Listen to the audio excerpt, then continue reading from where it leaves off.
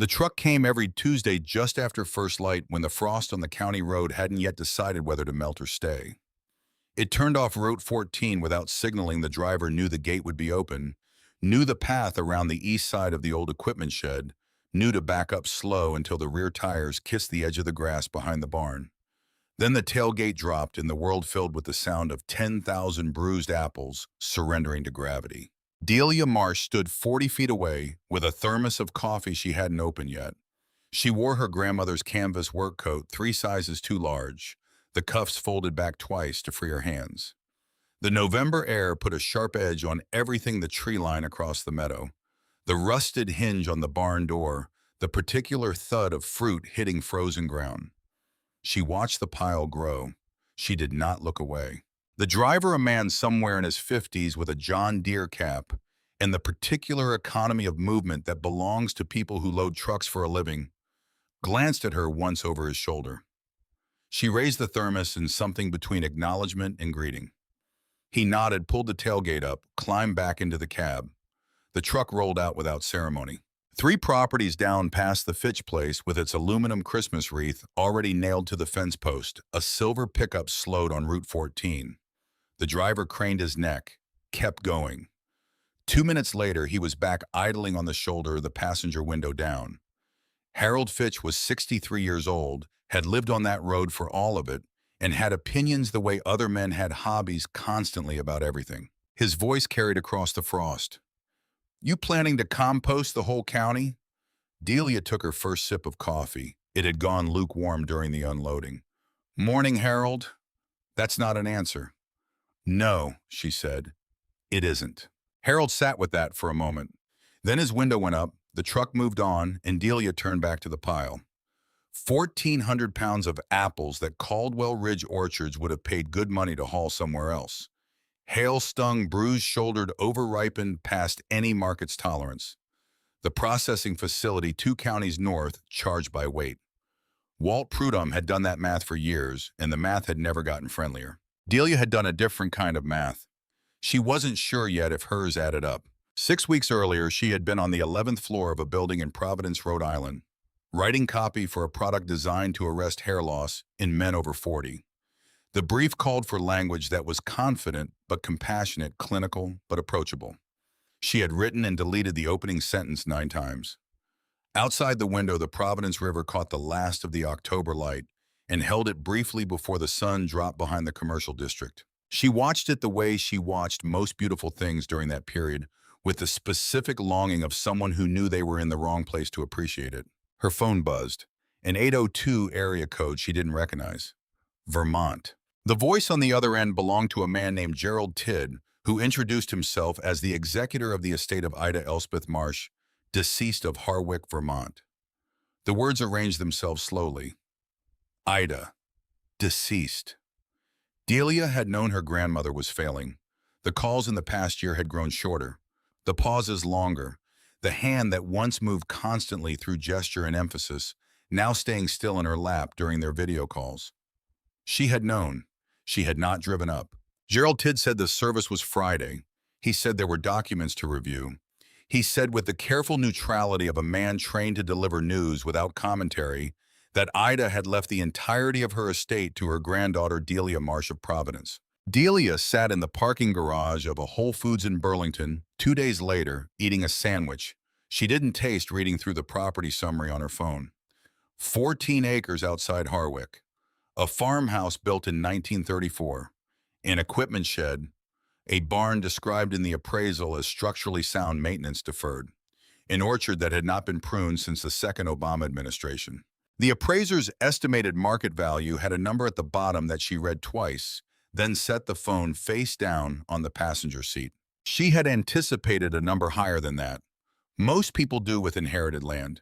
There's an instinct to overvalue the places that hold the people we've lost, as though property and memory operate on the same ledger.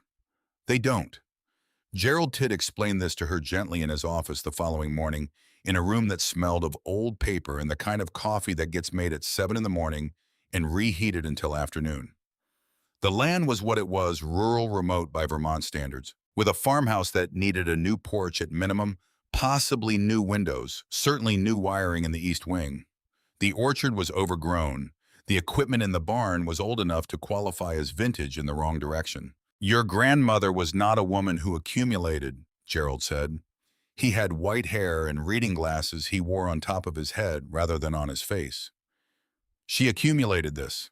14 acres and everything on it. She kept it instead of selling it many times over. I want you to understand that she had offers. Delia looked out the window at the October maples along the main street of Harwick.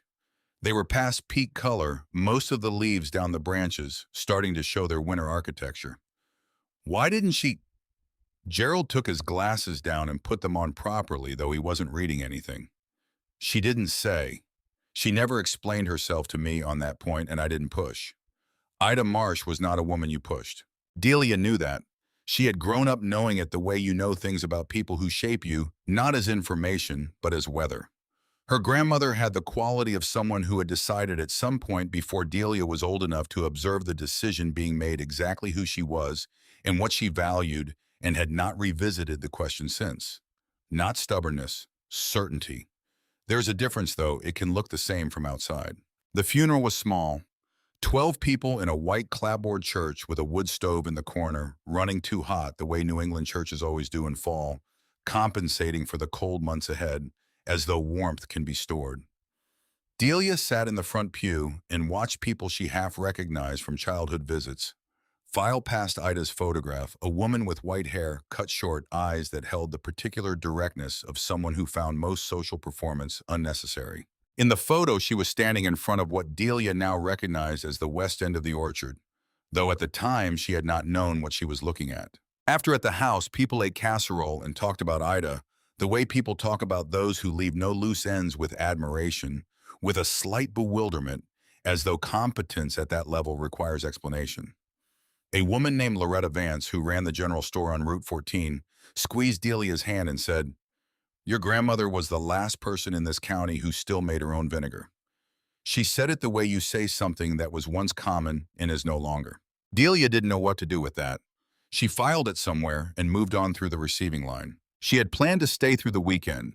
She stayed through the following week.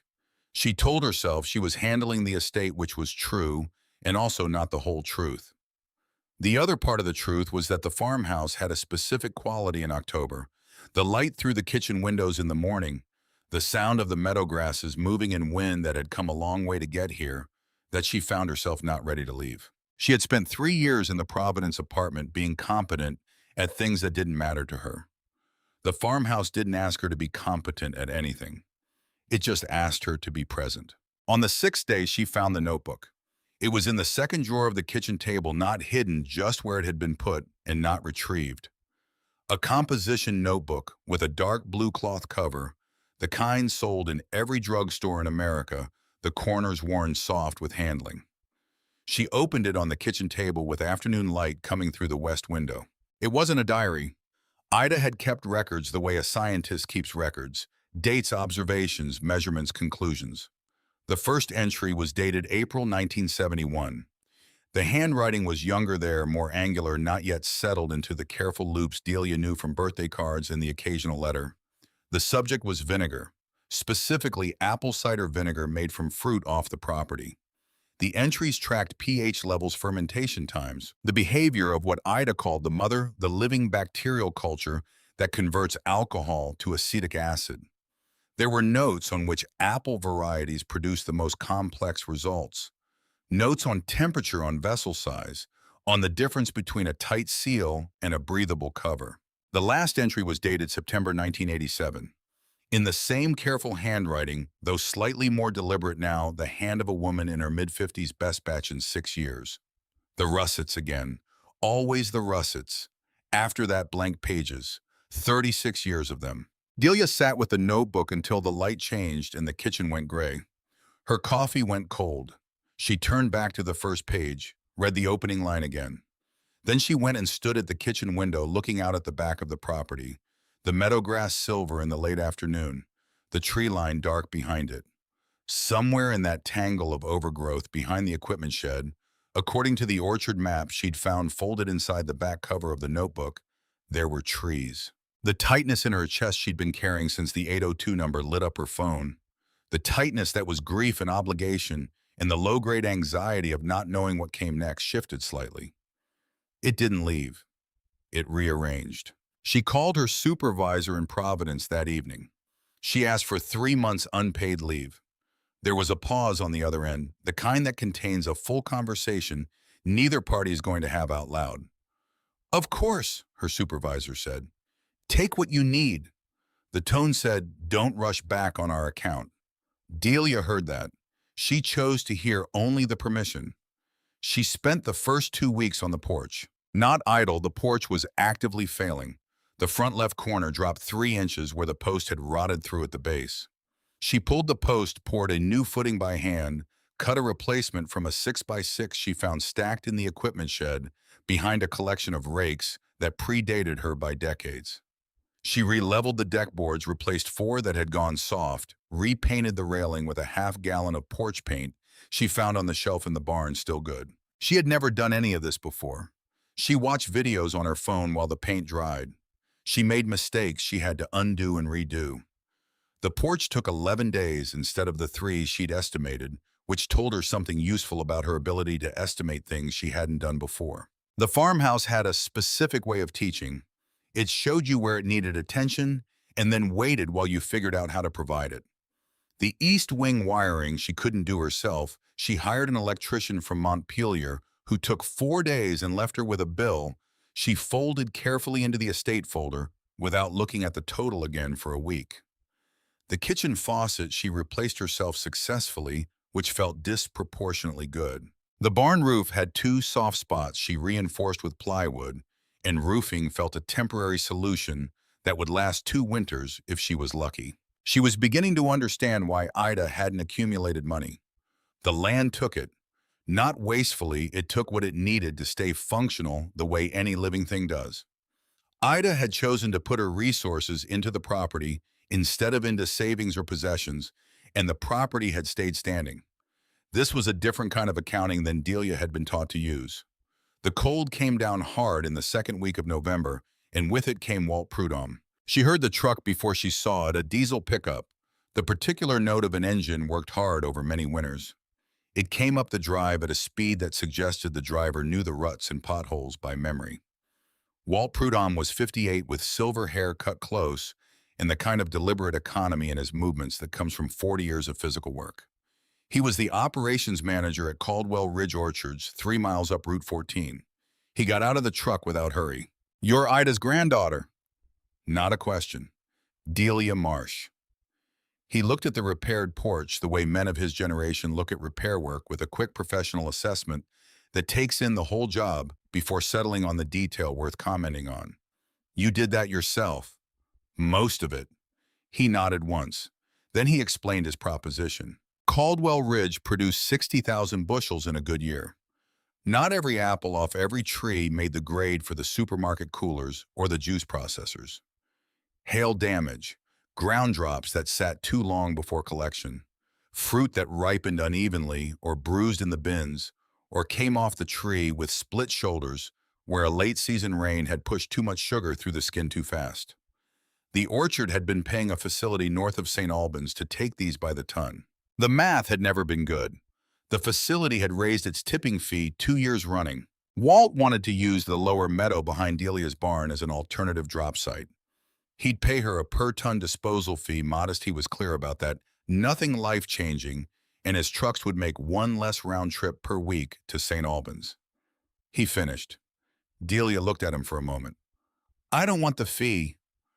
Walt's expression didn't change, but something behind his eyes recalculated. "The fee's reasonable." "I'm sure it is. I don't want it." Her hands settled at her side, steadier than she felt.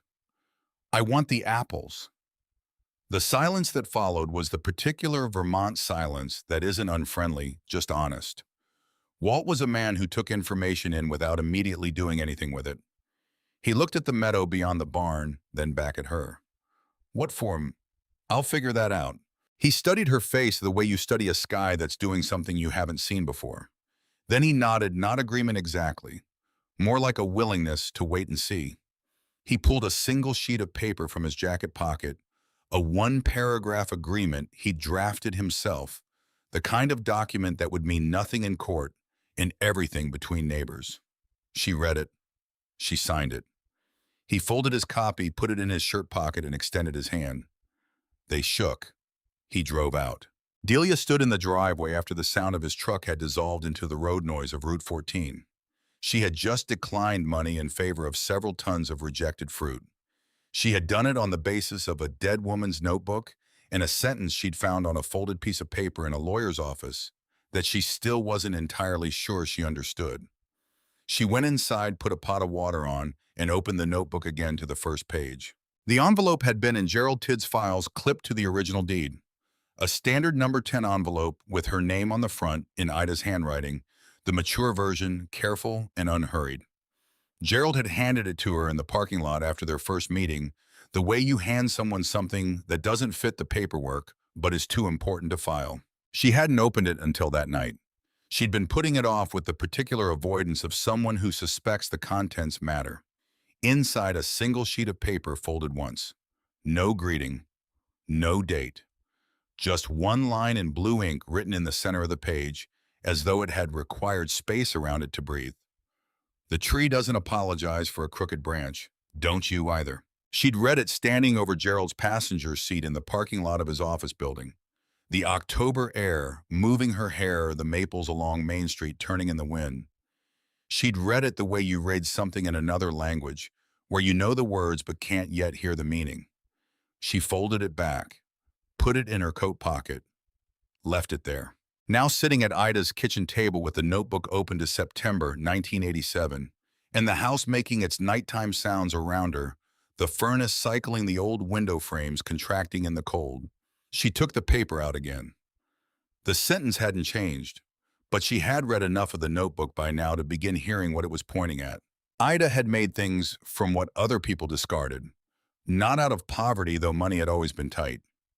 Out of a philosophy that Delia was only beginning to read fluently, that value doesn't evaporate when appearance does. That the bruised, the crooked, the passed over, the out of spec carry the same chemistry as the perfect specimen in the display case. The display case is a story people agreed to tell. The chemistry is what's actually true. The russets again. Always the russets. Delia looked out the window at the dark meadow. Somewhere past the equipment shed, under however many years of unchecked growth, there were trees her grandmother had valued enough to keep for 60 years and never explained to anyone. She put the paper back in her pocket. She didn't fold it as carefully this time. She was beginning to think she needed to keep it accessible. The first truck from Caldwell Ridge arrived on a Tuesday 17 days after Delia signed the agreement with Walt. It was earlier than she expected, which she should have anticipated. Walt Prudhomme did not seem like a man who sat on operational improvements. The driver's name was Cal, she learned later. He never said much. He backed up, dropped the tailgate, waited for gravity to do its work, raised the gate, and was gone in under 12 minutes. Delia stood and watched 1,400 pounds of imperfect apples arrange themselves into a pile that would from the county road look precisely like what it was. A mountain of something no one wanted. The first call came that afternoon. Her Uncle Don, her father's older brother, calling from Waterbury, Connecticut, where he had lived for 30 years and had opinions about most things north of Hartford. He said he'd seen a Facebook post. He said something about environmental fines. He said the words County Extension Office and Vector Control in a tone that suggested he had rehearsed this concern. Delia let him finish. I appreciate you calling, Uncle Don. Del, what are you doing up there? She looked out the kitchen window at the pile in the meadow. The late afternoon light was doing something interesting to it, the bruised skins catching the low November sun, the pile glowing amber and rust at the edges. It looked from this angle like something worth looking at. I'm figuring it out, she said. That's not... I'll call you Thursday. She hung up, not unkindly. Harold Fitch's Facebook post materialized the following morning. She saw it because Loretta Vance, who apparently followed the Harwick Community Board group with devotion, texted her a screenshot. Harold had written, anyone know what's going on at the old Marsh place? Asking for the bears. There were 340 responses by noon, ranging from genuine concern about wildlife to several people who seemed to find the whole situation personally entertaining. One person suggested she was starting a composting operation. Another asked if she needed volunteers for whatever you're building back there. She didn't respond to any of it. She went out to the equipment shed instead, where she'd been systematically going through everything Ida had left, cataloging what worked and what didn't. The old cider press was there, bolted to a workbench along the north wall. Cast iron hand crank designed for a scale of production that suggested Ida had once been serious about this. Delia worked oil into the threads in the gear mechanism for an hour. The wheel turned, stiffly at first, then with increasing ease. The pressing plates were intact. The drain pan beneath was dented but sound. She stood back and looked at it the way she had looked at the porch that first day, with the particular focus of someone who has decided on a direction before fully understanding where it goes. The notebook's first section was all chemistry, which Delia had not studied seriously since a single semester at the University of Rhode Island 12 years ago. She spent 3 evenings rereading it, and several more with her laptop open to academic papers on acetic acid fermentation, on the behavior of acetobacter bacteria, on the role of sugar concentration in determining the character of the final product. She was not naturally a science person, but she was, it turned out, a person who could become a science person when the science connected to something she wanted to do. The distinction matters. School had never given her that connection. The notebook did. The chemistry of turning apple juice into vinegar has 2 acts. In the first, yeast converts sugar to alcohol, hard cider essentially, though the product here was never meant for drinking. In the second, acetobacter bacteria convert that alcohol to acetic acid, which is vinegar.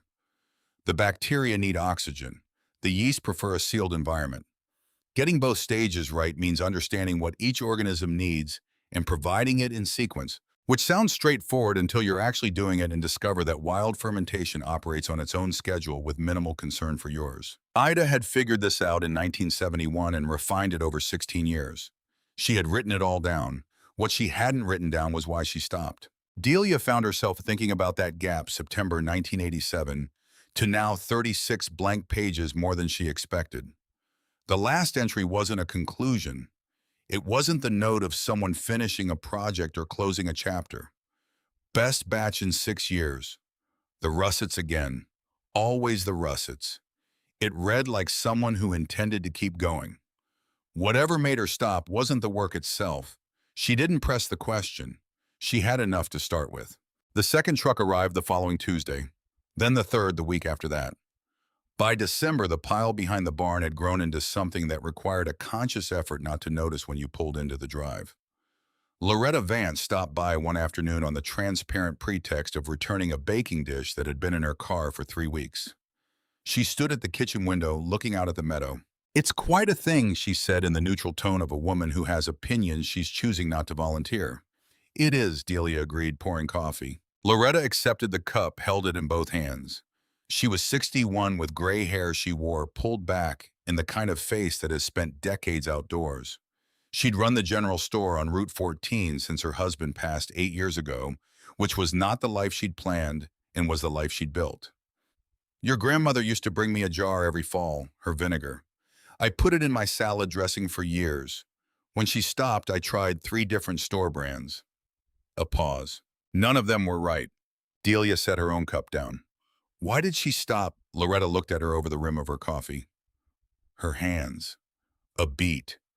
The arthritis got bad in the late 80s. The press was too much. She never said so directly, you know how she was, but the jars stopped coming and the press stayed in the shed.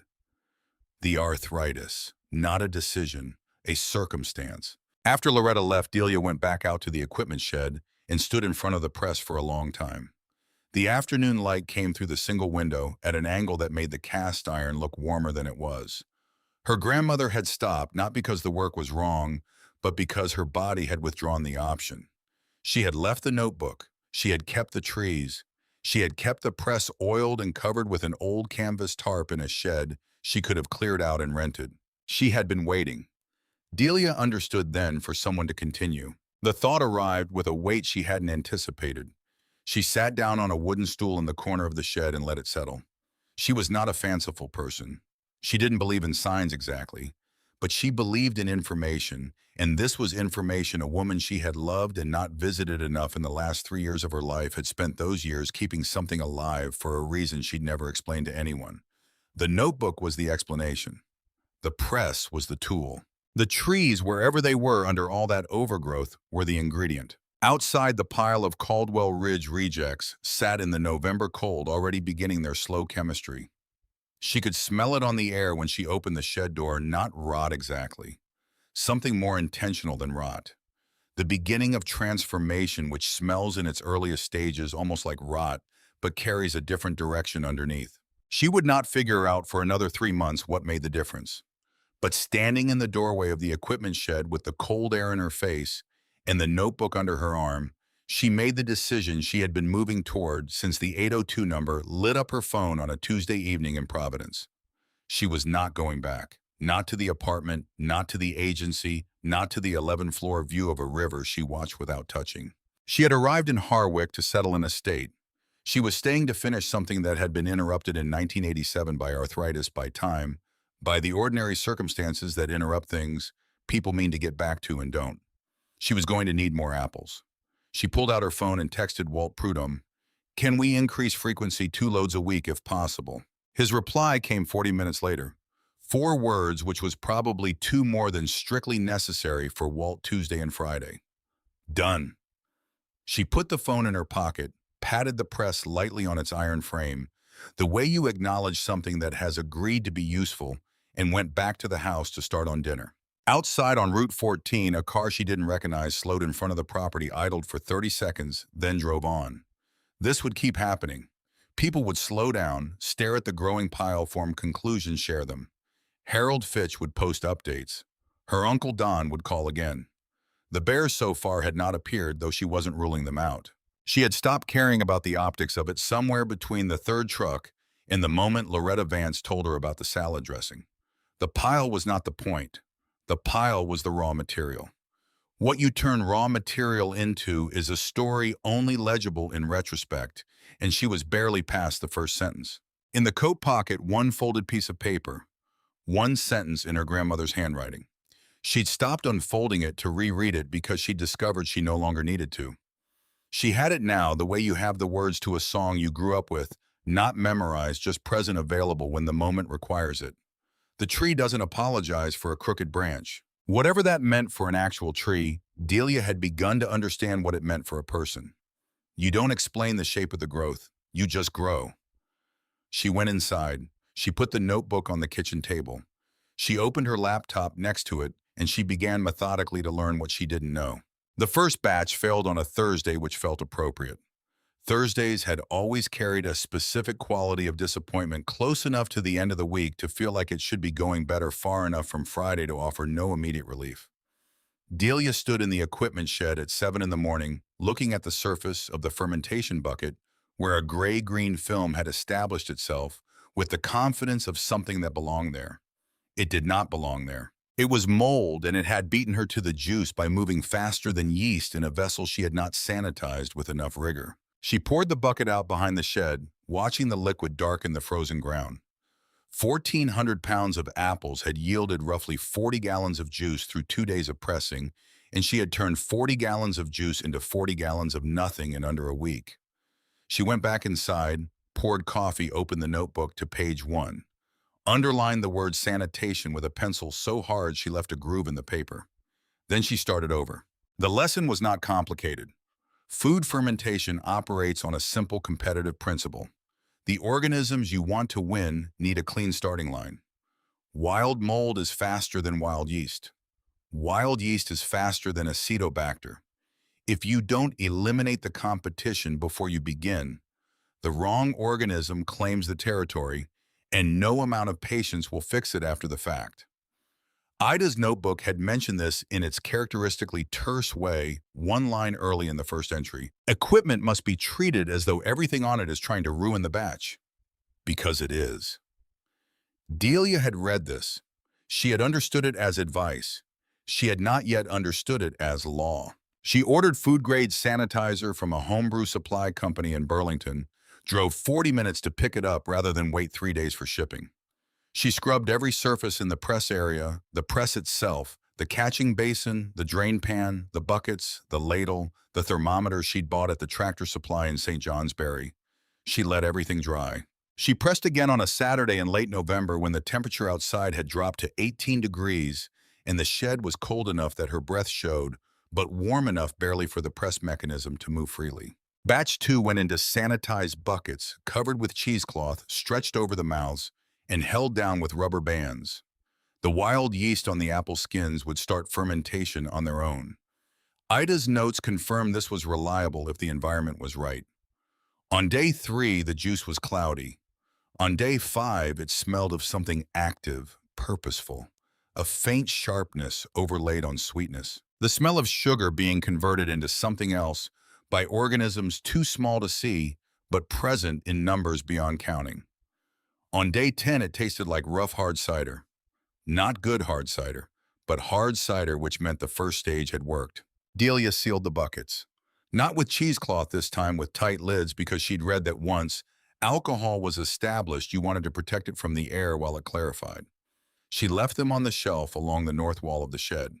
She checked them every 2 days. They sat there completely inert, refusing to become vinegar. A month passed, then 5 weeks. The alcohol was present. She could taste it, smell it. The transition to acetic acid never came. The acetobacter responsible for that conversion had not materialized, and she couldn't figure out why until she posted her situation to an online fermentation forum at 11 o'clock on a Tuesday night in December, and someone with the username Piedmont Pickler wrote back within 20 minutes, "You sealed them." Acetobacter are obligate aerobes. They suffocated. She stared at that sentence for a long moment. Then she went and looked at her sealed buckets. Then she came back inside, sat down at the kitchen table, put her forehead in her hands, and stayed there. She had killed the second batch by protecting it from the exact thing it needed to survive. Walt Prudhomme came back on a Monday in the second week of December. He didn't call first. His truck came up the drive at 3 in the afternoon, and Delia watched it from the shed window, with her hands still chalked with the debris from pressing the apple pulp she'd composted behind the far fence line. He looked at her equipment through the open shed door without being invited in. His eyes moved over the press, the organized shelves, the row of now obviously useless sealed buckets. He took in all of it without commenting, the way experienced men do with work that's clearly in progress and clearly not going well. "I need to talk to you about the arrangement," he said. The arrangement. The word had a precision to it that told her this wasn't a social call. She gestured toward the 2 camp chairs she'd set up near the small propane heater in the corner of the shed.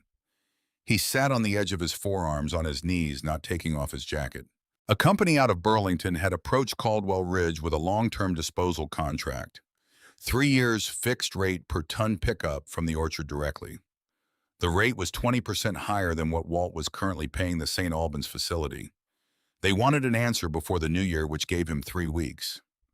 The silence after he finished was the kind that fills a room evenly, no pockets of comfort anywhere. Delia felt the ground shift in a way that had nothing to do with the Vermont frost heave she'd been watching work on her fence posts all November. The arrangement with Walt wasn't just a source of raw material, it was the proof of concept she needed to see through the next several months. Without the weekly loads, she was back to whatever her grandmother's abandoned orchard could produce, which in its current overgrown state was not enough of anything for a commercial operation. She looked at the sealed buckets on the shelf. She looked at the press. She looked at her hands, which were stained with apple tannin in the creases she hadn't been able to scrub out for 2 weeks. Then she stood up, crossed to the small folding table in the corner, and poured 2 cups from the thermos she'd made that morning. She put one in front of Walt. She'd opened the batch 2 buckets 2 days ago after Piedmont Pickler's diagnosis. The alcohol hadn't turned yet, but it was present. She'd ladled a cup of it into a mason jar for reference. She set that jar on the table between them, next to Walt's coffee. "This isn't ready," she said. "I want you to know I know that." Her voice was steadier than the thing under her ribs. "But the process is working. I made 2 mistakes. I know what they were. I won't make them again." Walt looked at the jar. He didn't reach for it. She set a single sheet of paper on the table. She'd written it that morning before she knew he was coming, as a way of clarifying her own thinking. A straightforward commitment, 6 months from today, Harwick Hollow Vinegar would have a commercially viable product, or she would release Walt from their agreement. No dispute, no period of notice. She'd sign it. He could keep the copy. Walt picked up the paper. He read it the way he'd read the original agreement, completely without rushing, as though the words might mean something different if he moved through them too fast. He set it down. He picked up the jar, looked at the liquid inside it, set it down again without drinking. My grandfather borrowed seed money from the bank in St. Albans in 1951, he said. Went in there with nothing but the idea of an orchard on 40 acres he didn't own yet. Bank manager told him the same thing he told everyone who walked in with nothing: come back when you have something. He looked at the jar once more. He went back 6 months later with a business plan and a handshake from the man he was buying the land from. The bank said yes. A pause that carried weight. Not because the plan was perfect, because he came back. He signed the paper, put his copy in his shirt pocket, stood up. He took one sip of the coffee before he left. Not the jar, the coffee, and walked out to his truck without looking back at the shed. Delia held the signed copy in her hands for a moment. Then she placed it in the notebook between the last written page and the first blank one. 6 months. She had until June. The third batch went into open vessels covered with clean cheesecloth, just as Ida's notebook specified. She pressed in the last week of December, working in the shed with the propane heater running full and the temperature outside at 8 below. The pressing took 2 full days for the volume she wanted, enough to fill 6 5-gallon buckets, which she lined up on the north shelf in order of pressing date, labeled with strips of masking tape in her own handwriting. On December 23rd at 11 o'clock at night, a glass-gallon jug she'd been using as a side experiment built enough CO2 pressure over 3 weeks that the lid blew off with a sound like a rifle shot in the enclosed space of the shed. The jug didn't shatter. The lid cleared 6 feet of darkness, struck the metal wall of the shed, ricocheted off a shelf support, and came to rest somewhere in the corner she couldn't immediately locate. The flashlight she'd been carrying dropped from her hand when the sound hit. The shed went fully dark. She stood completely still for a moment in the cold dark, in the smell of fermented apple that was now saturating the air from the spilled jug. She was unhurt. This fact registered with a small, separate part of her brain, while the larger part was doing something else entirely, something that had nothing to do with the lid, or the jug, or the CO2. She had been in the shed every night for 6 weeks. She had pressed through frozen mornings. She had sanitized equipment with the focus of someone performing surgery. She had read fermentation chemistry until the words rearranged themselves into dreams. She had watched 2 batches fail, signed a 6-month commitment she had no guarantee of honoring, declined a disposal fee in favor of raw material that was costing her more to process than she'd spent on anything since moving to Harwick. And she was now standing in the dark in a shed in Vermont at 11 o'clock on the night before Christmas Eve, covered in the smell of something that had not yet decided to become what she needed it to be. She found her phone in her coat pocket.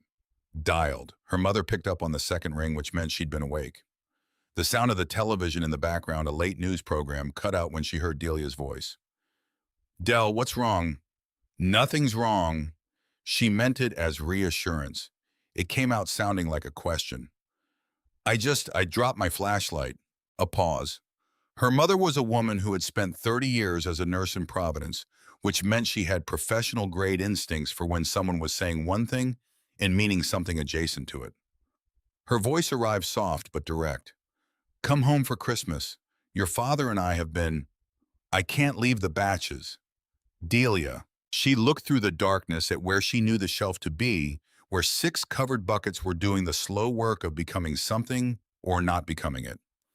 On the shelf above them, barely visible in the glow from her phone screen, the blue spine of Ida's notebook. I'll call you Christmas morning, she said. I promise. She hung up. She found the flashlight on the floor 3 feet from where she'd been standing. She retrieved the lid from the corner. She checked each of the 6 cheesecloth-covered buckets, all undisturbed, all progressing correctly, the smell rising from each one, that same purposeful sharpness that had been absent from the first batch. She noted everything in the small spiral pad she now kept in the shed, hung from a nail near the door. Then she went back to the house. She made toast. She stood at the kitchen window, eating it, looking at the dark shed, and decided that whatever she was feeling required more energy to name than she currently had available. She filed it away. She went to bed. She called her mother Christmas morning as promised and kept her voice level for the entire conversation, which was the best gift she had to offer that year. Christmas passed. January arrived with the specific bleakness of Vermont January, which is a bleakness that doesn't apologize for itself. The days were short in a way that felt geological. The temperature hit -12 on the third Tuesday of the month. Delia wore her grandmother's coat every waking hour she spent outside, which was most of her waking hours. Batch 3 made it to alcohol. She switched to cheesecloth covers for the acetic phase. Over the next 3 weeks, a thin, translucent film developed on the surface of each bucket, the mother, the living cellulose raft of acetobacter that Ida's notebook had described. Delia tested the pH for the first time with strips she'd ordered from the same homebrew company in Burlington. The reading showed increasing acidity. The conversion was happening. The vinegar that came out of batch 3 was not good. It was technically vinegar, the chemistry was correct, the acidity was in range. But it was thin, harsh in the wrong way, with no complexity and no balance. She sampled from each bucket separately and found they didn't match each other, which meant her raw material had been inconsistent. She'd been accepting apples from the Caldwell Ridge loads, without sorting, mixing, ground drops from 2 weeks ago, with fresh hail-damaged fruit from this week. Different sugar levels, different acid content, different degrees of cellular breakdown. She'd been treating the raw material as uniform because it arrived together in the same truck, which was not the same as being the same thing. She grasped what consistency meant not as an abstract virtue, but as a chemical necessity. Every variable that changed in the raw material changed the output. You couldn't control a process you couldn't track. Batch 4 followed immediately with a sorting protocol she developed herself over 2 evenings, fruit separated by visual ripeness by variety, where she could identify it by time since arrival. Still not right, but the problem was becoming clearer in outline. The clarification arrived from an unexpected direction. She had posted to the fermentation forum again asking about consistency across batches and received the usual range of responses, some useful, most not. A week went by. Then a private message appeared from an account she hadn't seen before. Silas G_VT, timestamped 11:23 at night, described the smell on day 10. Not sour. Exactly what it smells like. She almost dismissed it. The instructions seemed too simple. But it was nearly midnight. She was already at the table with her notes, so she thought about it carefully. Day 10 of batch 4. She'd been in the shed at that point on a Tuesday, checking the buckets after the weekly truck from Caldwell Ridge. The smell had been not sour exactly, more like the interior of a car left in August heat with a bag of apples on the back seat. Sharp but rounded at the edges, with something underneath, something almost mineral. She typed that out, sent it, expected nothing until morning. The phone rang 4 minutes later, a Vermont 802 number she didn't recognize. Silas Gorman was 71 years old, born in Harlan County, Kentucky, resident of Craftsbury, Vermont for the past 22 years. He was a white man of Scots-Irish Appalachian stock with white hair worn long to the collar and a beard that suggested he'd stopped caring about its exact shape sometime in the previous decade. He had spent 30 years as a craft distiller of whiskey in Vermont before his knees and his business partner's retirement had ended that chapter. He explained without preamble, been making fermented things since he was 14 years old, and his uncle taught him how to keep a sourdough culture alive through a Kentucky winter. He found her forum posts interesting in the way that a mechanic finds an interesting engine failure.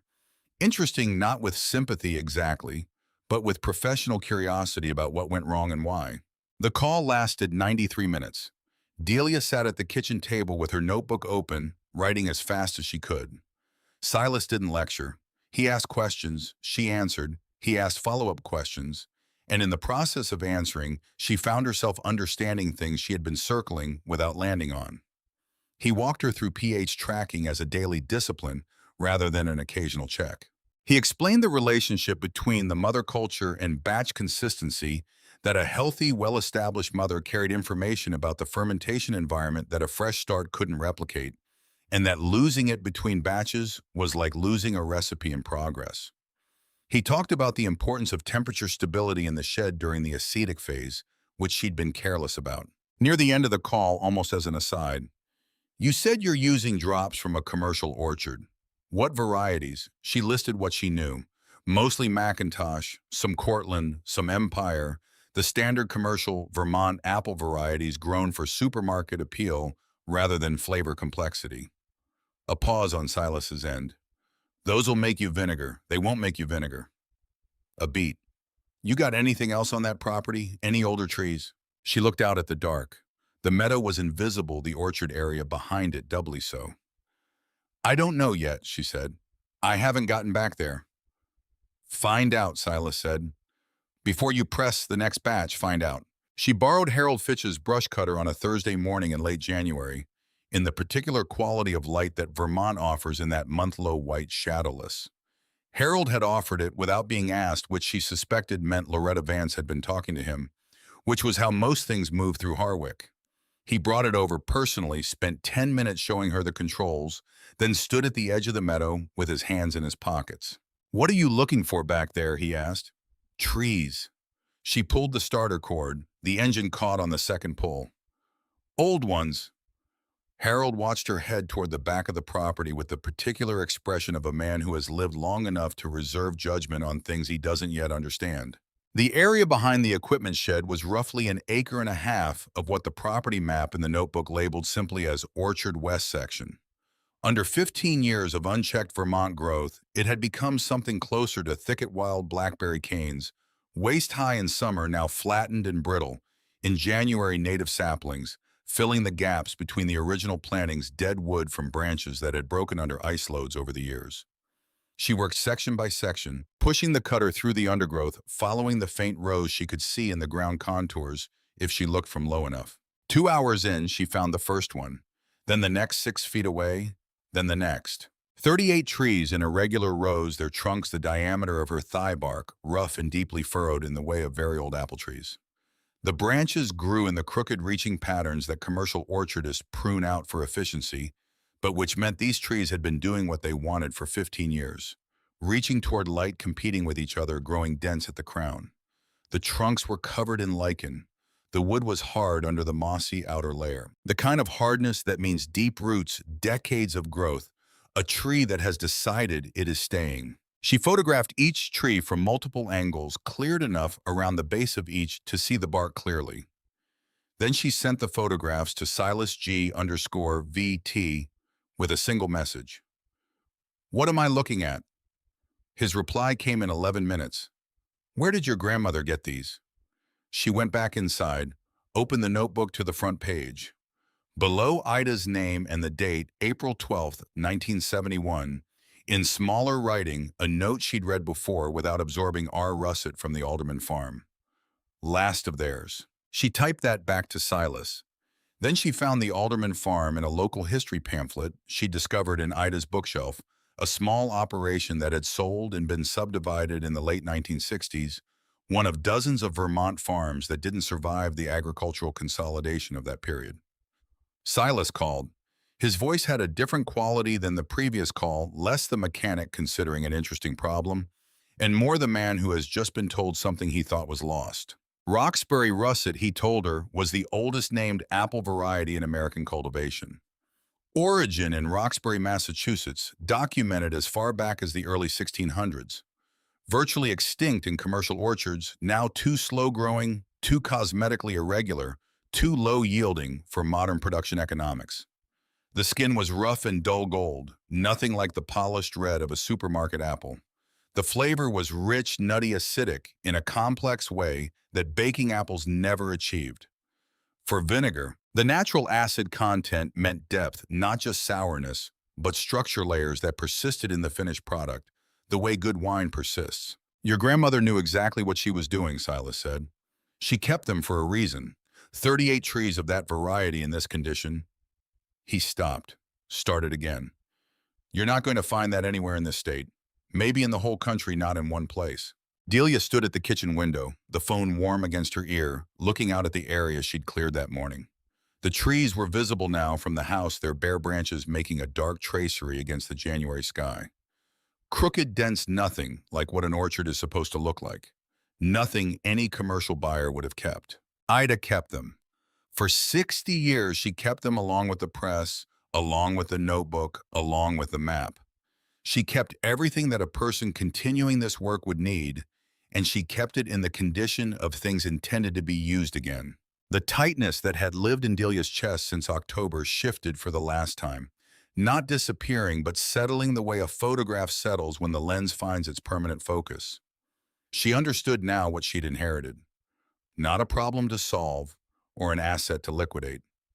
A process already in motion interrupted, waiting for whoever showed up next with enough patience to understand what they were looking at. She said to Silas, "Tell me how to use them." He told her. Batch 5 used the Roxbury russets as its base for the first time, blended with commercial drops, at a ratio Silas had worked out over 30 minutes of discussion about the variables she could control. She pressed in February when the cold in the shed was brutal enough that she wore her grandmother's coat over 2 layers of fleece. The juice that came off the russets was darker than what she'd been working with amber, where the commercial juice was pale gold opaque with tannins, smelling of something older than a grocery store apple. The fermentation behaved differently from the first 4 batches in ways she noticed before she could articulate them. The mother that formed on the surface was thicker, developed faster, had a color closer to cream than the translucent film she'd seen before. The smell at day 10 was the thing that made her lean against the north shelf, with her eyes closed for a moment, layered complex, with the mineral note underneath that she tried to describe to Silas before she even knew what she was detecting. The chemistry of a thing that has been accumulating character for a long time, expressing itself through the work. Silas listened to her describe it over the phone. "Warmer," he said. "Keep the ratio, adjust your timing, let the acidic phase run 4 days longer than you did on 4. Batch 5 wasn't the batch. The ratio still needed refinement, and her temperature control in the shed wasn't consistent enough through a cold snap in early March that dropped the ambient temperature below what Acetobacter wanted to work in. The mother culture slowed. The final vinegar was better than anything before it, sharper with more presence, but still short of the standard she could taste in her mind, even before she fully understood how to produce it. She started batch 6 on March 8th with modifications she'd developed herself based on 5 batches of documentation. A new thermometer mounted to the shed wall, a small space heater on a timer to keep the shed above 50 degrees during the acetic phase, a mother culture she'd carefully maintained from batch 5, feeding it small amounts of fresh alcohol to keep it active between batches. A pressing protocol she could now execute in a single day rather than 2, because she'd learned where the inefficiencies lived. She checked batch 6 every morning at 6 and every evening at 9. She tested pH with the rigor of someone who has learned that hoping is not a substitute for measuring. She recorded every number in the notebook in the blank pages after Ida's last entry, continuing in her own handwriting what Ida had started and not been able to finish. On the morning of March 22nd, she took a small spoonful from the surface of the first bucket.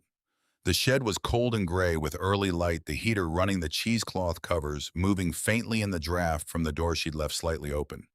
She held it in her mouth for a moment. Sharp, complex, a sweetness at the back edge that wasn't sweetness exactly, but the memory of sweetness. The ghost of the Roxbury russet's particular sugar, transformed but still traceable, the way a person's voice stays recognizable even after years. Nothing like the harsh, thin product of the earlier batches. Nothing like anything from a store shelf. She put the spoon down on the shelf.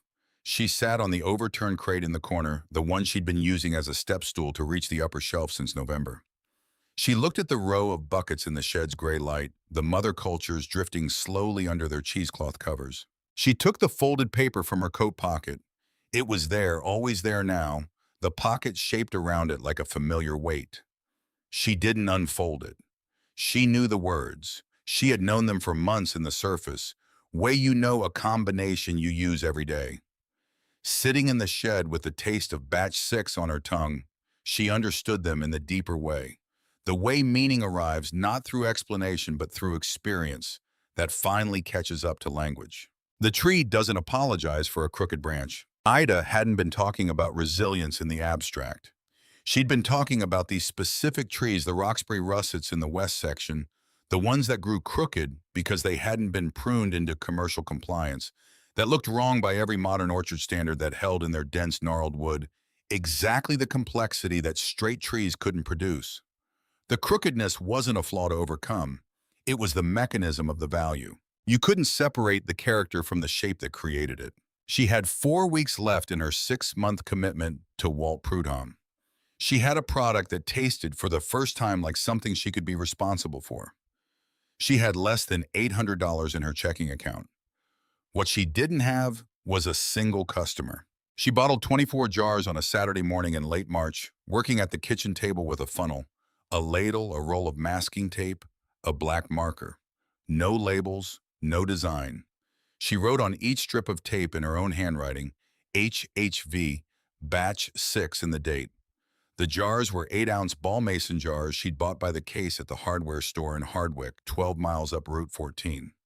24 jars filled, wiped clean at the rim lids, sealed finger tight. Arranged in a single layer in a cardboard flat on the counter. She looked at them for a moment. Then she put on her coat, loaded the flat into the back of her truck, and drove to Harwick General. Loretta Vance was behind the counter breaking down a shipment of canned goods when the bell above the door announced Delia. She looked up, looked at the cardboard flat, set down the box cutter. Delia put 3 jars on the counter without preamble. "Tell me if it's any good." Her voice carried the specific flatness of someone who has run out of space for performance. Honest, not kind, honest. Loretta uncapped a jar, smelled it first. The instinct of someone who has spent a lifetime evaluating food, then tipped a small amount onto the back of her wrist. Let it sit, tasted it. Her expression didn't change immediately. Then something behind her eyes settled the way a measurement settles when the instrument finds its true reading. Ida would have been pleased, she said. Not sentimental, factual, that was enough. Delia left 2 jars with Loretta, one designated for personal use, one to pass along at her discretion. She drove to the Fitch property, next left a jar in the mailbox with a strip of masking tape on top that read, "For Janice." Harold's wife had mentioned through Harold, who related with the awkwardness of a man delivering a message he hadn't volunteered to carry, that she missed the vinegar from the old Marsh place in her salad dressing. Delia included no note beyond the tape. The remaining jars went to 5 other people, the woman at the Tractor Supply counter in St. Johnsbury, who had spent 40 minutes helping Delia select food-grade containers in October without charging for her time. A neighbor a half-mile up the road who had plowed her drive twice over winter without being asked, the electrician from Montpelier, who had done the East Wing wiring and left the invoice significantly lower than his estimate, without explaining why. Gerald Tidd, who had handed her the envelope in a parking lot 6 months ago, with the careful neutrality of a man who understood the weight of what he was delivering, and Silas Gorman shipped north to Craftsbury in a padded envelope with a note that contained exactly 4 words. "Tell me what's wrong." She kept 3 jars for herself, not as inventory, as reference, a fixed point against which every future batch would be measured. Then she went home, sat at the kitchen table, and opened her financial notebook to the current page. $782 in checking. Truck insurance renewing in 5 weeks. Propane tank needing a refill. Vermont food manufacturing licensing fees waiting at the next step of the process, and they were not modest. She was weeks past the point where she'd told herself she would reassess whether this was working. The assessment was straightforward. It was working in every dimension that mattered except the one that paid for the others. She picked up the phone and called her Uncle Don in Waterbury. Don Marsh was 67, retired from 30 years in electrical contracting, with the financial instincts of a man who had run a small business through 3 recessions and learned which problems had solutions and which ones required a different kind of reckoning. He listened without interrupting, while Delia explained the situation in plain terms: what she'd built, what it cost, what it had produced, what she needed to take the next step. When she finished, he was quiet for a moment. "You need the licensing money." "Yes." "How much?" she told him.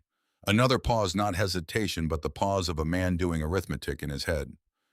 "I'll send it Monday," he said. "You pay me back when you can. No timeline, no interest." He stopped, then, "That's what Ida would have done. She lent your father money twice when he needed it. Never once made him feel the weight of it." Delia pressed her thumb against the corner of the kitchen table hard enough to feel the grain of the wood. She hadn't known that. "Thank you, Uncle Don." "Don't thank me. Make something worth tasting." She went to the Vermont Agency of Agriculture website that evening. She filled out the licensing application that night, cross-referencing the commercial kitchen requirements against what she'd already built in the shed. The gap was specific surface materials in the pressing area needed to meet commercial food-grade standards, which meant replacing 2 sections of the wooden workbench with stainless steel. She priced it. The number was manageable inside what Dawn was sending barely if she installed it herself. She ordered the steel sheeting from a restaurant supply company in Burlington on a Tuesday. It arrived Thursday. She installed it Saturday, cutting and fastening with tools she'd learned to use on the porch 5 months ago. When she finished and stepped back, the shed looked for the first time like a place where a food product was manufactured rather than a place where someone was attempting to figure out if one could be. The first inspection came on a Wednesday in late April. The inspector was methodical, unhurried, with a clipboard, and the specific professionalism of someone who has seen every variation of the situation and formed no romantic opinions about any of them. She moved through the shed systematically: water source waste disposal, surface materials, storage conditions, labeling protocol, pH testing documentation. She paused at the fermentation vessels. "What's your mother culture maintenance protocol?" Delia explained it. The inspector wrote something, then she indicated the floor. "The pressing area drainage needs to slope toward the central floor drain, not the wall. Water's pooling at the base of the press." Delia looked at the floor. The shed had a subtle tilt she'd never considered in terms of regulatory compliance. Resloping a concrete floor was not a small fix. The inspector closed her clipboard. "I'll schedule the follow-up for 3 weeks. Get the drainage corrected, add a filtration log with date and volume at each batch, and you should be in good shape." She paused at the door. "Your pH records are thorough. That's not common at this scale." She left. Delia stood in the middle of the shed and called a concrete contractor in Morrisville. The quote came back the next morning: $900 to reslope and seal. She didn't have $900. She spent 2 evenings researching concrete floor correction for small commercial spaces. She found a method using self-leveling overlay that a producer in Oregon had documented for a dairy operation close enough to her situation to adapt. Materials cost $140. The labor was her own. Over a weekend, with the press moved temporarily to the meadow under a tarp. She mixed, poured, floated, waited 48 hours, applied sealant. She tested with a bucket of water. The water went where it was supposed to go. She added the filtration log column to her batch records. She called the inspector's office. The second inspection passed. Marcus Breck called on a Monday morning in the first week of May, 31 days before Delia's 6-month commitment to Walt Prudhomme expired.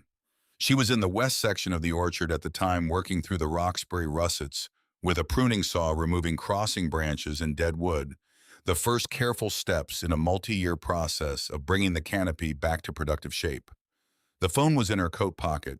She almost didn't answer. Marcus ran Stone Ledge Table and Stove 40 seats dinner service, only a farm-to-table reputation in the Vermont food community that was considerably larger than its square footage. He'd received a jar of batch 6 from his wife, who had received it from a friend who had received it from Loretta Vance. He had used the vinegar in a vinaigrette on Friday service and a gastrique on Saturday. He wanted to know how much she could produce in a month. "I need to know if you can be consistent." There was no hostility in it. Just the precision of a chef who has been burned before by small batch producers who couldn't scale. Not just good, the same every time. Delia looked at the russet trees around her, the cleared ground at their bases, the new growth already showing at the branch tips. She thought about 16 pages of batch notes in Ida's notebook. She thought about the mother culture she'd been maintaining since February. "Yes," she said, "I can be consistent." End of the month. 2 cases of the 8-ounce. "If it's what I tasted Friday, we'll talk about making it regular." A pause. "What's the label?" She didn't have a label. "I'll have it by delivery." She designed it herself that evening at the kitchen table. No elaborate graphics. Clean serif type Harwick hollow vinegar. Below that, in smaller type, heirloom Roxbury russet apple, Harwick, Vermont. Below that, the batch number, the harvest year. Nothing else. She printed a test sheet, cut the labels by hand, affixed one to a jar from batch 6, held it up in the kitchen light. It looked like something that knew what it was. The licensing cleared the second week of May. She delivered the first order to Stone Ledge Table on a Thursday afternoon, 2 cases of 12 from a new pressing that maintained the russet ratio from batch 6 with every variable documented. Marcus was in the kitchen when she arrived. He opened a bottle, poured a small amount into a ramekin, tasted it, said nothing, put the bottle back in the case. Same as before, he said, which from a chef of his disposition was the highest available verdict. She drove back to Harwick through the May evening, the light coming long across the fields, the hills still showing the pale green of early spring in the upper elevations.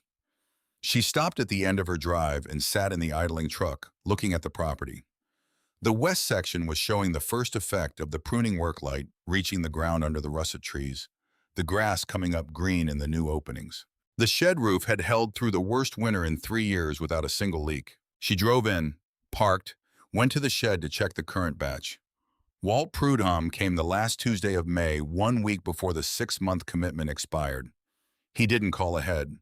His truck came up the drive at 4 in the afternoon, and Delia met him outside without waiting to see what his face told her. He wanted to see the orchard. She walked him to the russet section without explanation. The ground was clear under the trees now, months of careful work visible in the neat soil and the light coming through the open canopy. Walt stopped between 2 of the largest trees. He stood for a moment without speaking, then put his palm flat against the bark of the nearest trunk. Not gripping it, just placing his hand there. The way you touch something you thought you'd never see again. My grandfather used to talk about alderman's russets. He said, his voice carrying the quietness of a man speaking about something he'd believed was gone. He said there wasn't another apple in this county that made better cider. I thought they were all cleared when alderman sold. A long beat. Ida kept them. He took his hand off of the bark. I have 2 trees at the north end of Block 6 at Caldwell Ridge that I never could identify. Fruit's ugly, rough skin, no color. I've been treating them as drops every year. He looked at Delia. I want to send you a photograph. She gave him her number. The photograph arrived that evening. She forwarded it to Silas without comment. Silas's reply came in 6 minutes, Roxbury russet. Also probably from alderman originally. Tell your orchard man they're worth more off the tree than anything else he's growing. She called Walt. He picked up on the first ring. She told him what Silas had confirmed. The silence on his end had the particular quality of a man recalibrating something he'd been miscounting for years. From that week forward, the 2 Caldwell Ridge russets were harvested separately, kept separate in transit, delivered to Delia in labeled crates. Walt began sorting all varieties with a precision he hadn't applied before, because the russets had reframed how he thought about the material, and the reframing extended further than he'd expected. Their arrangement had shifted without either of them formally acknowledging the shift. They were no longer on opposite sides of a simple transaction. They were managing something together that neither of them could manage as well alone. The 6-month commitment paper stayed in the notebook between Ida's last entry and Delia's first. Neither of them mentioned it on the day it expired. The following week, Marcus mentioned Harwick Hollow Vinegar to the owner of Millstone Farm Supply and Provisions in Burlington, a specialty food retailer that stocked the kind of products that told a story. The owner, a practical woman named Gretchen Souza, called Delia and asked for samples. Delia sent 4 jars that afternoon. Gretchen called back Friday and ordered 8 cases. 8 cases required Delia to sit down with her production log and work out whether she could fill the order from current inventory plus what was in process. The answer was yes, barely, which told her she needed to scale. The shed's capacity, 6 5-gallon vessels in the ascetic phase at any given time, was the limiting factor. She spent a weekend building a projection on a legal pad that looked for the first time like a document a bank might take seriously. She called Silas. He listened to the numbers, asked 2 questions about her russet supply, asked one about the mother culture health, then was quiet for a moment. You're going to need more tree output, he said. The commercial drops give you volume. The russets give you character. Right now you're rationing character. Scale the commercial side, protect the russet ratio, and don't let anything compromise the thing that makes it what it is. She ordered 4 additional vessels, food grade, commercial grade, 1 size up from what she'd been using. They arrived in June. She installed them herself on a reinforced shelf section she built along the south wall over 3 evenings. The millstone order went out on time. Gretchen Souza reordered, then reordered again. She mentioned Harwick Hollow to a specialty grocer in Portsmouth, New Hampshire, who took 4 cases and sold through them in 11 days. Each new account solved a problem the previous one had created. Marcus's order had been too small to justify the expanded vessel setup alone, but the millstone account pushed the operation past its break-even point on equipment. The Portsmouth grocer wanted consistent, shelf-stable bottles with formalized labeling, which forced Delia to lock down her bottling and filtration process in writing for the first time. The writing of the process was its own education. Things she'd been doing by feel became decisions on paper, which made them repeatable by someone other than herself, a fact that would matter sooner than she expected. The distributor's call came in October, 7 months after Marcus Breck's first order. He represented a specialty food network across Massachusetts, Connecticut, Vermont, New Hampshire, 40 stores with buyers who sought regional producers with a story attached. He laid out the proposition without decorating it $95,000 for the name, the formula, the rights to the Harwick Hollow Vinegar mark. A clean transaction. He would handle production scaling and retail relationships. She would walk away with a sum that would retire her remaining debt and leave room for whatever she decided to do next. Delia listened without interrupting. She was at the kitchen table. Ida's notebook was open in front of her. Though she hadn't been reading it, it was simply there now, the way certain things become part of the furniture of a life. "I need a few days," she said. "Of course." His tone carried the particular confidence of someone who expects the number to do the work. She called Silas that evening. She explained the offer, the number, the terms. He listened. When she finished, the quiet on his end had the quality of a man letting her find her own way to the things she already knew. "What happens to the russet trees if you sell?" he asked. She didn't answer immediately. The question sat between them on the phone line, patient, accurate. She knew the answer: the buyer would scale production through a commercial facility. Commercial facilities don't run on 38 trees in a Vermont field. They run on contracted supply from large growers on varieties that produce consistent, high-volume juice without the idiosyncratic character that varies season to season. The formula might carry the Harwick Hollow name. The thing that made Batch 6 taste like Batch 6, the russets, the mother culture she'd maintained since February, the specific acidity of fruit grown in this particular soil, would be engineered out within a year. The product would be smooth, consistent, shelf-stable at any scale, and emptied of the reason it had worked in the first place. "Then it's not really Harwick Hollow anymore," she said. The sentence didn't require drama. It was simply true. "No," Silas said. "It isn't." She called the distributor the next morning. Her voice was steady in the way that comes from having already made the decision and needing only to communicate it. "I'm not selling the brand. If you want to carry the product as a distributor, not an owner, I'm open to that conversation. I can grow volume, but any agreement would need to reflect that the source material stays where it is and how it is." The distributor's tone shifted with the professional neutrality of someone absorbing an unexpected answer. "We'll stay in touch," he said, which was the industry version of "not right now." She hung up. She looked at the number she hadn't written down because she'd never considered writing it down. $95,000 declined on the basis of what 38 imperfect trees in a field could produce that nothing else could replicate. Some decisions look like sacrifice from outside. From inside, they look like arithmetic. She hired Cora Fitch in November. Harold received the news with the expression of a man who should have seen something coming and didn't. Cora was 19, Harold's daughter, and had spent the summer at a farm stand in Morrisville after a first-choice college program turned out not to be the fit she'd imagined. She had the Fitch quality of directness and a capacity for learning things she hadn't known before that Delia recognized as more valuable than credentials. Cora came to the shed on her first day, looked at the operation with the focused attention of someone taking inventory, asked 2 careful questions about the mother culture maintenance schedule, and got to work. The hiring changed the shed's rhythm in ways Delia hadn't fully anticipated. 2 people in a small workspace require more organization than one, more documentation, more communication about what's in process, more explicit decision-making, where one person had previously relied on intuition accumulated over months. Delia wrote out her protocols in full for the first time, not because regulations required it yet, but because Cora needed to be able to run a batch independently. The act of writing the protocol surfaced three inefficiencies she'd been working around without noticing. She corrected them. The process improved by the act of being explained to someone who hadn't lived through its development.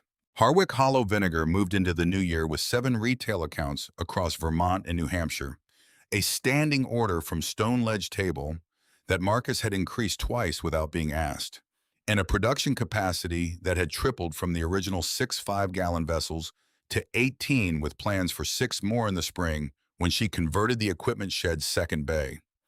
Annual revenue cleared $31,000, not wealthy by any accounting, but enough to cover operations, cover living, and retire the debt to her uncle, ahead of the timeline he'd made deliberately vague. She sent Don a check in January with a note that said, "In full." Ida would have done it the same way. He called when it arrived. She could hear him smiling through the phone. He didn't say much. He didn't need to. Harold Fitch came on a Saturday in February late morning when he knew she'd be in the shed. He knocked rather than walking, in which was different than he'd been in October, when he used to stop at the fence line and call across the meadow. He had a jar in his coat pocket, the one she'd left in his mailbox 10 months ago, rinsed clean. He held it up. "Janice wants more." His voice had the particular texture of a man delivering something he can't quite bring himself to frame as anything other than a practical request. He wasn't apologizing. She wasn't asking for one. The Facebook post, the caption, the 340 responses, none of it required a conversation now. The jar said everything that needed saying. She took the empty from him, replaced it with a full one, from the current batch, wrote a price on a strip of masking tape with the marker she kept on the shelf. He paid in cash, exact amount. He pocketed the jar. He looked at the shed, the south wall of vessels, the stainless work surface, catching the winter light, Cora's batch schedule on the corkboard near the door. "You've built something here," he said. "Still building," she told him. He nodded once, the nod of a man who respects ongoing work, and left without adding anything to it. She heard his truck back out of the drive, the tires on the gravel, then the diminishing sound of Route 14 swallowing it. She stood in the doorway of the shed for a moment, the February cold coming in around her, looking at the property in the morning light. The russet section of the orchard was bare and gray in the winter, the trees showing their architecture without leaves to fill it in crooked trunks, reaching branches, the geometry of old things that grew without being told how to look. From the county road to anyone passing without reason to stop, they looked like nothing in particular. Just a stand of old apple trees. Just part of what had always been there. They didn't look like the center of something. They had never needed to. She went back to the shed. She picked up the batch log and wrote down the morning's pH readings in the column next to yesterday's. The notebook was nearly full now, her entries filling the back 2/3 of it. The handwriting looser than Ida's, faster, with more cross-outs and self-corrections, but following the same columns, the same discipline, the same understanding that the work is only as reliable as the records kept of it. She would need a new notebook soon. She had thought about this, about whether it should look different, a fresh cover, a new format, something that marked the continuation as also its own beginning. She decided it should be the same. Dark blue cloth cover, same brand if she could find it, same ruled pages. The handwriting would be hers. Everything else was continuous with what Ida had started the process, the trees, the philosophy that value doesn't disappear when something stops being legible to the people walking past. It waits. It waits for someone willing to look at it straight and stay long enough to understand what they're seeing. She pulled the folded paper from her coat pocket. She'd been carrying it since October, through every inspection, every failed batch, every phone call with Silas, every delivery to Stone Ledge Table, in Millstone and Portsmouth, and the 7 accounts that had grown from the 24 jars she'd given away in late March. The paper was soft at the folds now, the ink still clear. She crossed the shed to the north wall, to the space above the first row of fermentation vessels, the oldest section of the operation, where the batch 6 mother had first established itself in the gray February light of the previous year. She peeled a strip of masking tape from the roll on the shelf. She taped Ida's paper to the wall flat and careful, the handwriting facing out. She stepped back. The sentence was readable from anywhere in the shed. Not decoration, not sentiment. The instrument she checked her work against, the standard by which she measured whether what she was doing was what she meant to do. In April, the russet trees would bloom the way they had bloomed every April since Ida planted them in 1961 from stock no one else had wanted. In July, the fruit would set small in irregular dull gold, nothing the grocery trade would look at twice.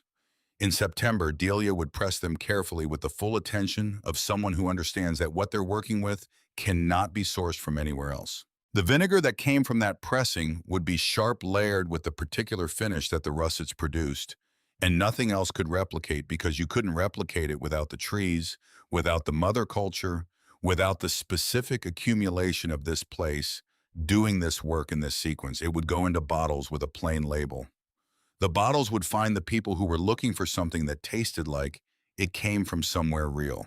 Delia turned off the shed light, stepped out into the February morning, pulled the door closed behind her.